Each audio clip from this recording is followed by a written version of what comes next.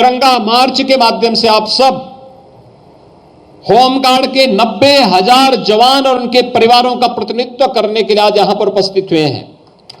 भाइयों बहनों, कभी भी राज्य सरकार ने आपके साथ कोई भेदभाव नहीं किया, हर स्तर पर सम्मान देने का कार्य भी किया।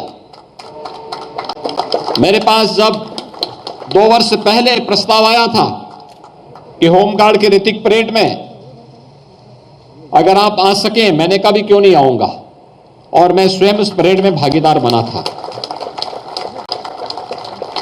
मेरे सामने प्रस्ताव आया था, होमगार्ड के जवानों को मात्र 300 रुपए भत्ता प्राप्त होता था प्रतिदिन का। हमने कहा इसको बढ़ाने की प्रक्रिया को आगे बढ़ाया जाए। और फिर उत्तर प्रदेश के होमगार्ड के जवानों को भत्ता उसी प्रकार से आज प्राप्त हो रहा है जैसे पुलिस कार्मिकों को प्रदेश के अंदर प्राप्त होता है।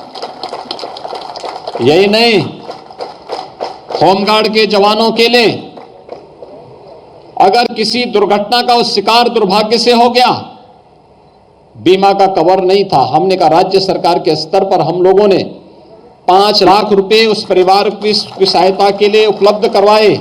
और मुझे प्रसन्नता है कि जब से व्यवस्था हुई, यद्यपि हर व्यक्ति की मौत दुर्भाग्यपूर्ण होती है, लेकिन शासन के स्तर पर क्या सहयोग हो सकता है। 800 से अधिक होमगार्ड्स के परिजनों को इस प्रकार की सहायता 5 लाख रुपए प्रति परिवार सहायता की भी व्यवस्था राज्य सरकार के द्वारा जो अनुमन्य सहायता थी उन परिवारों को इस दौरान प्राप्त हुई। प्रदेश के अंदर बीमा का कवर देने का हो या फिर समय समय पर प्राप्त होने वाली अन्य सुविधाएं, राज्य सरकार इन सब के साथ जुड़ी हुई है।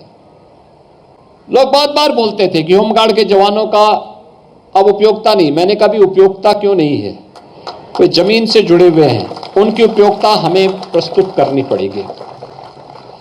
ट्रैफिक की व्यवस्था के साथ उनका योगदान हम ले सकते हैं।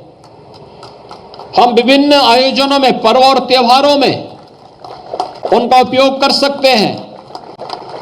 किसी भी अन्य स्थल की व्यवस्था में उनका महत्वपूर्ण योगदान हो सकता है। और मुझे प्रसन्नता है कि गृह विभाग और होमगार्ड विभाग मिलकर के इस कार्यक्रम को आगे बढ़ाने का कार्य कर रहे हैं।